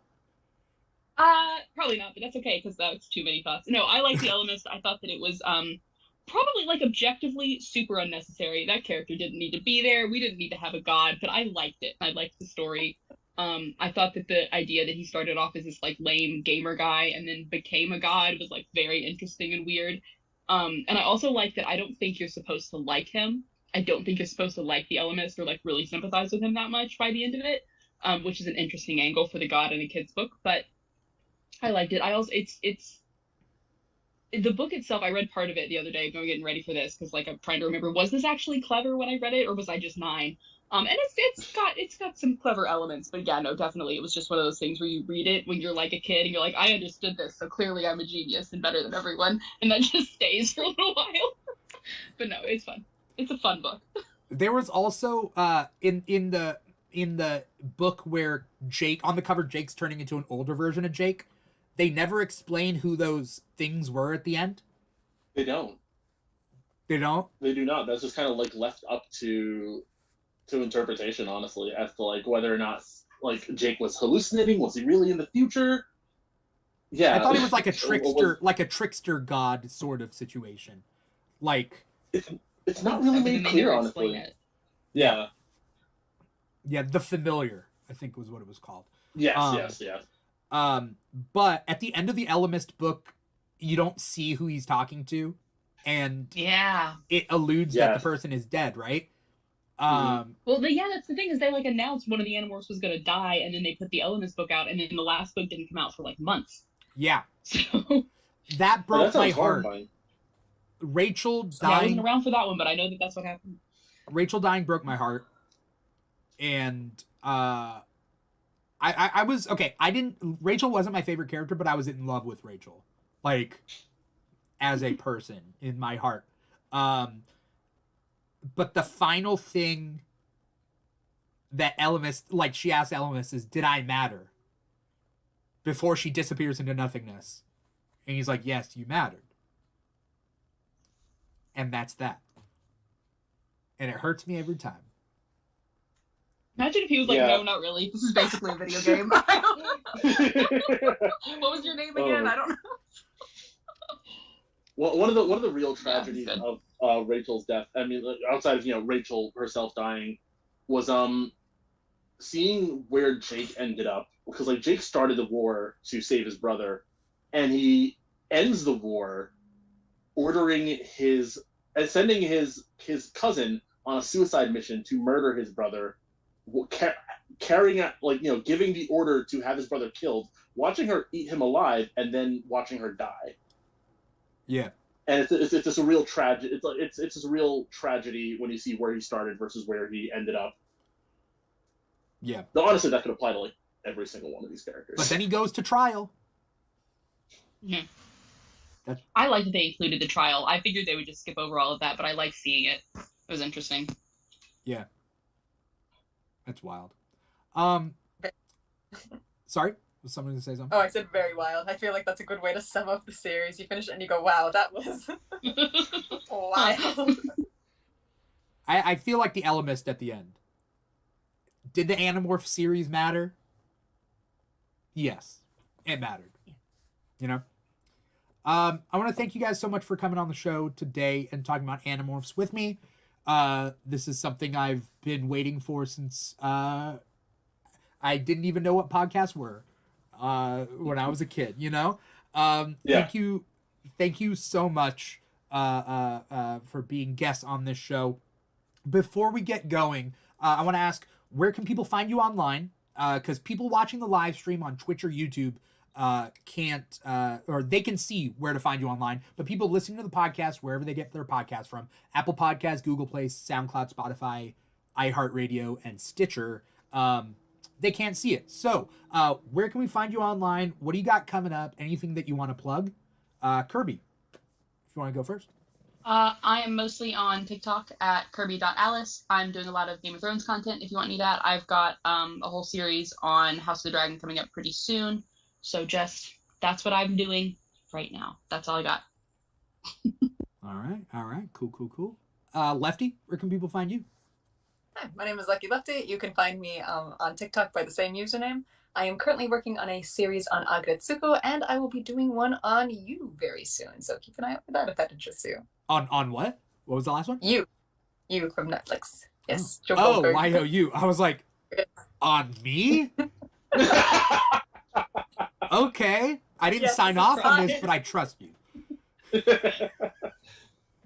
But okay, cool. All right. And Pat, where can we find you? What do you got coming up? Diamond quality clips on not Instagram, on TikTok, where I don't have anything specific coming up. It's mostly just whatever thoughts I have on my brain about whatsoever character and whatsoever universe. I did previously use my TikTok as a cosplay TikTok for cosplay stuff. I'm hoping to get back into that very soon, thankfully. I also have a cosplay Instagram, Diamond Quality Cosplay. Again, hoping to post more there soon. And a photography Instagram, Diamond Quality Photography, where it's relatively recent, but I started doing paid shoots for cosplayers in the New York, New Jersey area. Awesome. Thank you guys so much for coming on here. Thank you to anybody out there for watching and or listening. If you want to know more about the Keeg, you can find us on social media at The Keeg Show. TikTok and Instagram are our biggest ones. We're also on Facebook and Twitter, but you can pretty much find us anywhere at The Keeg Show or / The Keeg Show. The Keeg Talks is every weekend where we talk about a different topic.